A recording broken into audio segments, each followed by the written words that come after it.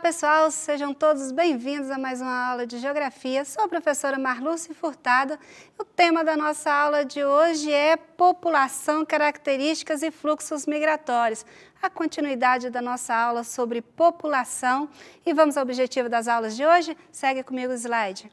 Então, os objetivos são compreender o processo de transição demográfica no Brasil e no mundo, analisar através da estrutura etária as características sociais e econômicas de uma região e compreender como o crescimento vegetativo interfere nas políticas públicas de um país. Então, pessoal, nossa aula de hoje vai continuar sobre o tema população e a gente vai discutir esse tema um pouco mais de profundidade. Mas é importante a gente entender alguns conceitos que serão trabalhados nessa aula para você não ficar por fora, tá, desse conteúdo. Vamos seguir quais são esses conceitos? Segue o slide. Primeiro nós vamos ver o que é o conceito de natalidade. É a relação entre o número de nascidos vivos e o total da população em um dado lugar, num dado período de tempo. Calcula-se a taxa de natalidade dividindo-se o número de nascidos vivos em um ano pelo número de habitantes do país, região ou cidade. Também sobre a taxa de mortalidade, que é o número de pessoas que morrem em determinada época ou em determinada região. A taxa de mortalidade é calculada dividindo-se o número de pessoas mortas pelo número de habitantes. E a taxa de fecundidade é a capacidade de reprodução de determinada sociedade. A taxa de fecundidade é calculada dividindo-se o número de filhos nascidos pelo número de mulheres entre 15 e 49 anos numa determinada população. Então, pessoal, quando nós falamos de crescimento populacional, né, nós já vimos que depende de diversos fatores para poder medir como esse crescimento ele é feito. Nós vamos usar, né, uma estrutura para entender um pouquinho melhor esse tema, falando sobre transição demográfica, ou seja, como a sociedade, como a população vai sendo modificada dentro desses aspectos de natalidade, mortalidade, fecundidade, no decorrer, né, do tempo, principalmente levando em consideração os aspectos econômicos de cada período. Só lembrando você que essa transição demográfica, ela também não vai ocorrer em todas as regiões no mesmo período, tá? Considerando que há uma relação entre a transição demográfica e questões econômicas. Então, por isso, vale você lembrar que essa transição está ligada a um aspecto social e econômico de uma determinada região, num determinado período de tempo. Então, vamos lá, vamos ver o que é a transição demográfica. Segue o slide. Primeira fase, chamada pré-transição. O que seria essa primeira fase?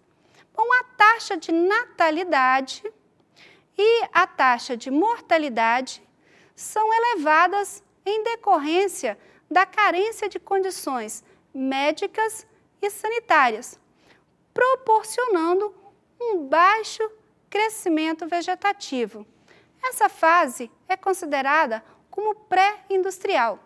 Então, pessoal, essa fase, chamada pré-industrial, ela vai ter uma característica comum a todas as regiões, que é o quê? Alta natalidade e alta mortalidade. Ou seja, nascia-se muitas pessoas, mas também morria muitas pessoas. Por isso, o crescimento vegetativo permanecia estável. Por quê? Porque não havia aí a situação de crescimento populacional, porque o mesmo número de pessoas que nasciam também era o mesmo número de pessoas que morriam. Então, um crescimento aí muito baixo. Próxima fase, a fase 2, ocorre o desenvolvimento industrial e, por consequência, a urbanização e o desenvolvimento econômico e social, caracterizando a fase da modernização.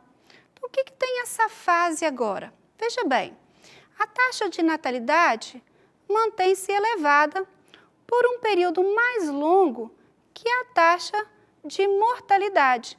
Observa que essa taxa de mortalidade, ela começa a decair de forma muito mais intensa do que a redução da natalidade.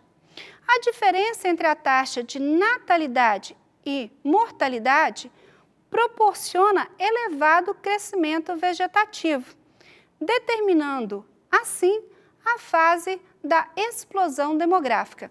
Então, pessoal, veja bem, essa explosão demográfica ela é resultado de um maior número de pessoas que nasceu, mas com um número muito menor de pessoas que morreram. Ou seja, você tem, nesse caso, um crescimento da população. Em que condições essa segunda fase vai ocorrer? No período em que há um processo de urbanização de alguns países, levando a população que antes localizava-se nas áreas rurais, que nem sempre tinha acompanhamento médico, muitas mulheres davam à luz sem ter nenhum acompanhamento, e isso, claro, resultava muitas vezes de uma alta mortalidade, tanto da criança quanto das mães. A urbanização aproximou o tratamento, o acompanhamento dessa criança e dessa mãe, resultando, claro, num número menor de mortalidade. E isso vai fazer com que a população tivesse um crescimento muito grande. Então, veja bem, essa é uma fase característica desse período, que vai ocorrer em regiões, em épocas diferentes. Não podemos esquecer esse fato. Bom, terceira fase, vamos continuar. Essa fase é chamada desaceleração populacional ou demográfica. Ocorre maior desenvolvimento urbano, a difusão de métodos contraceptivos, a mulher no mercado de trabalho, o custo elevado na criação dos filhos, a elevação do nível de escolaridade da população e o planejamento familiar. Então, uma terceira fase, nós vamos observar que esses aspectos reduzem a taxa de natalidade e de fecundidade, que cai mais acentuadamente que a taxa de mortalidade, proporcionando a queda do crescimento vegetativo, determinando dessa forma a saída do período da explosão demográfica. Então, pessoal, vocês conseguiram entender? A primeira fase é uma fase de alta natalidade, alta mortalidade. É uma fase pré-industrial, ou seja, você ainda tem uma população mais voltada ao campo do que na área urbana. Segunda fase, processo de urbanização, de industrialização, você vai ter o acesso ao tratamento de saúde, ao acompanhamento médico, vai haver uma redução da mortalidade, mas ainda permanece um nível de natalidade elevado. Com isso, você tem uma explosão demográfica. Terceira fase, algumas situações como o controle de natalidade, a inserção da mulher no mercado de trabalho, o custo desses filhos na área urbana, que é muito maior do que na área rural, vai reduzir o número de pessoas que vão nascer nessas famílias. E isso vai refletir no crescimento demográfico, ou seja, você vai sair daquela fase de grande crescimento populacional determinada aí pela explosão demográfica. Então, vamos à quarta fase. Bom, quarta fase, a estabilização populacional ou demográfica. Com a população urbana elevada, ocorre um regime demográfico com baixas taxas de natalidade e de fecundidade, bem como da taxa de mortalidade, proporcionando um crescimento vegetativo baixo, próximo de zero, além do envelhecimento da população. A contínua queda da taxa de natalidade proporcionará um crescimento vegetativo negativo, ou seja, a redução da população absoluta em virtude de uma taxa de mortalidade ficar superior à taxa de natalidade, caminho que os países europeus seguem rapidamente, como é o caso de Portugal. Então, veja bem, o que nós estamos vendo nessa quarta fase? Você tem uma redução significativa de números de nascidos, considerando que isso, num primeiro momento, pode demonstrar um certo grau, né, de evolução da sociedade. Mas, na verdade, ela demonstra o início de um desequilíbrio. Por quê? Porque o envelhecimento da população vai necessitar uma população jovem que ocupe o lugar dessa população que está envelhecendo. Mas se não há número de nascidos suficientes para poder ocupar esse espaço, como ficaria, né, principalmente o setor econômico desses países? Tá? Então, é uma preocupação muito grande dos países desenvolvidos, principalmente os países europeus, que muitos deles já encontram aí num crescimento vegetativo negativo, ou seja, né, morrem mais pessoas do que nascem. Bom, e no Brasil? Como é que essas fases podem ser observadas? Então, vamos analisar agora um gráfico observando essas fases no Brasil? Bom, a primeira fase, observa-se uma característica de crescimento das sociedades tradicionais em que a natalidade e a mortalidade são elevadas, o que contribui para um tímido, quase nulo crescimento demográfico. Então, essa fase, pessoal, vem comigo, ela é característica do Brasil do início, né, do século, onde que a gente vai observar que havia uma estrutura econômica brasileira muito voltada à atividade do campo. As cidades no Brasil, elas demoraram mais para crescer e atrair essa população urbana para ter o contato, principalmente, com os atendimentos, né, de saúde para a população. A terceira fase demarca o desenvolvimento urbano.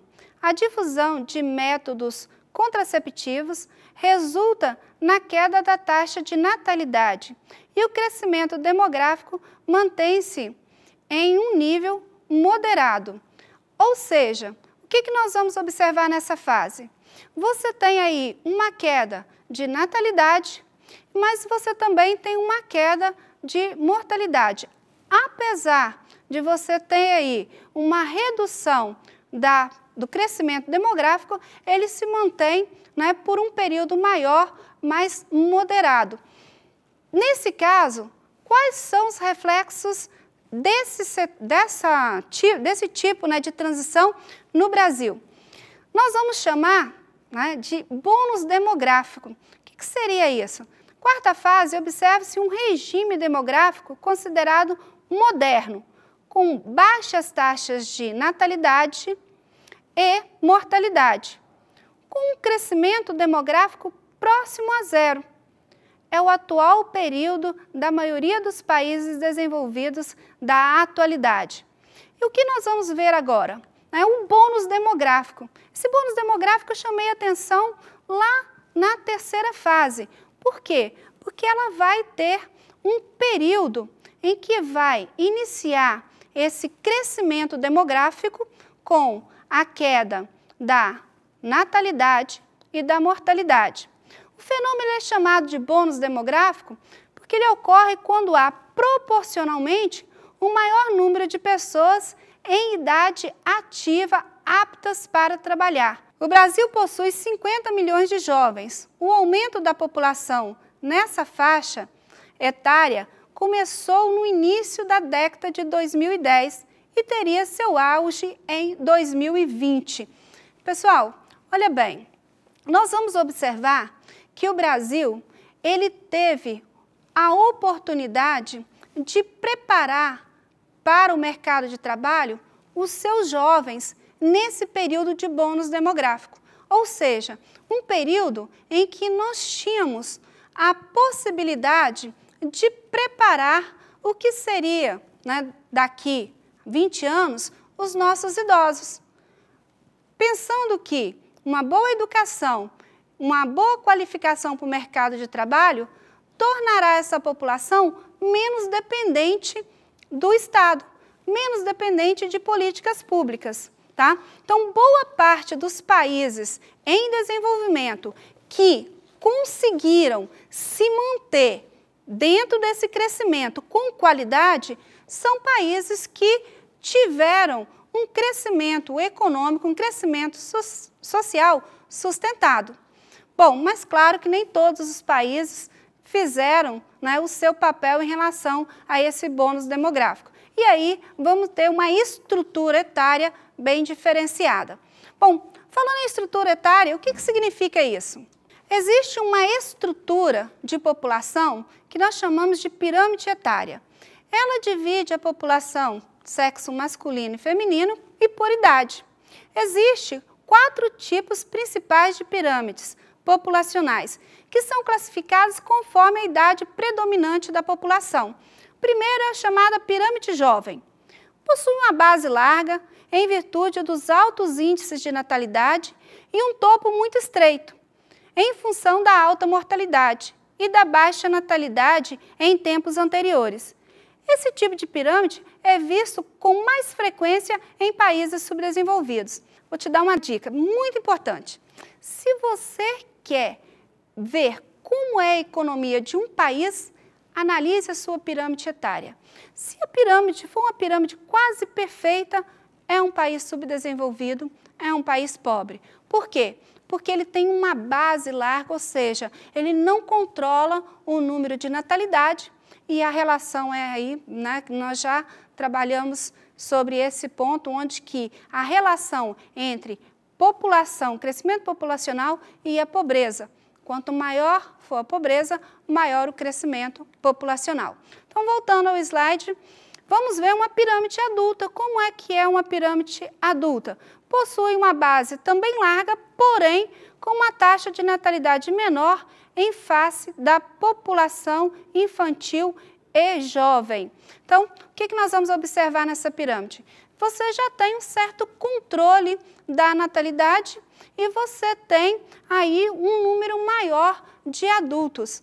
Então, essa pirâmide já demonstra a necessidade de uma política pública voltada à questão do emprego, já que é nessa fase que a população está apta ao trabalho. Vamos continuar então? A pirâmide rejuvenescida apresenta um relativo aumento do número de jovens em relação a um período anterior, em função do aumento da fecundidade, geralmente em países desenvolvidos que estimulam a natalidade. Então, pessoal, olha bem, muitos países desenvolvidos que viram a taxa de natalidade dos seus países, né, caírem muito, principalmente devido ao avanço da sua economia, passou a incentivar maior número de filhos por casal. Então, muitos países europeus dão aí muito incentivo, como período, né, maior em casa, o período de maternidade para o pai, para a mãe, também tem um salário, né, para a criança. Então, todos esses fatores fazem com que haja uma maior possibilidade, né, de ter mais filhos nesses países. Então, são pirâmides em que você vê uma base um pouco mais larga. Continuando, então, vamos à pirâmide envelhecida. A população adulta é predominante e é a base bem reduzida, apresentando uma quantidade de idosos significativamente maior em comparação às demais pirâmides. Esse tipo de pirâmide é mais comum em países desenvolvidos. Então, gente, veja bem, vamos pegar como exemplo a Alemanha para a gente entender como é essa estrutura da pirâmide etária. Segue o slide. Vamos lá. Nos países desenvolvidos, presença marcante da população adulta. Porcentagem expressiva de idosos, consequência do baixo crescimento vegetativo e da elevada expectativa de vida. Essa situação tem levado diversos países do mundo a reformas sociais, particularmente no sistema previdenciário, uma vez que o envelhecimento da população obriga o Estado a destinar boa parte de seus recursos econômicos para a aposentadoria. Então, veja bem, pessoal, é um problema sério, tá? Que muitos países desenvolvidos enfrentam hoje, tá? Que é o envelhecimento da população sem ter aquela população mais jovem para substituir os idosos. Bom, vamos resumir essa pirâmide etária em dois grupos, então. Países subdesenvolvidos, segue o slide. Os jovens superam os adultos e os idosos, consequência do alto crescimento vegetativo e da baixa expectativa de vida. Essa situação coloca os países subdesenvolvidos numa situação de desvantagem, particularmente os pobres que possuem famílias mais numerosas. Sustentar um número maior de filhos limita as possibilidades do Estado e da família em oferecer uma formação de boa qualidade, inserindo precocemente a criança no mercado de trabalho e reproduzindo o círculo vicioso da pobreza, que dificulta a possibilidade de ascensão social futura. Então, pessoal, nós vimos como é a estrutura de um país desenvolvido, como é a estrutura de um país subdesenvolvido. Mas nós vamos, para concluir a nossa aula de hoje, analisar como esse aspecto da pirâmide etária dos países subdesenvolvidos pode se tornar o que nós chamamos de ciclo vicioso da pobreza. Você já ouviu falar? Ciclo vicioso da pobreza. Então, como é que ocorre esse ciclo? Vamos no slide, então. População, né? A pobreza faz com que muitas crianças iniciem um trabalho precoce, ou seja, iniciem bem cedo a trabalhar. Isso vai gerar uma evasão escolar. Essa evasão vai refletir na falta, né, do acesso desse jovem, dessa criança, a uma educação que vai resultar numa falta de profissionalização. Essa falta de profissionalização vai gerar um subemprego ou um desemprego que vai alimentar o sistema de pobreza. Então, vocês entenderam que nessa situação, esse ciclo vicioso tende a se repetir se ele não for quebrado? Eu vou te fazer uma pergunta. Onde você acha que esse ciclo pode ser quebrado?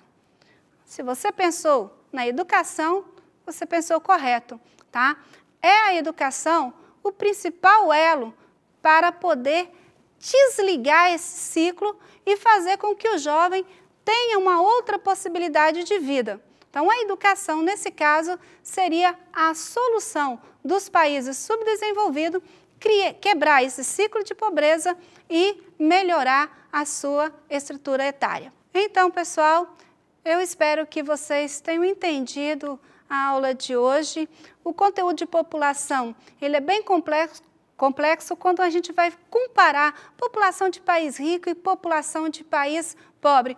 Mas vale a pena você ir analisar, vai no site do IBGE, verifica como é que está distribuída a população da sua cidade, do seu estado, tá? E tenta entender, a partir desse gráfico, da estrutura etária, né, da divisão aí da pirâmide etária, como você vai analisar a economia da sua região. Então, pessoal, espero que vocês tenham gostado da aula. Até a próxima!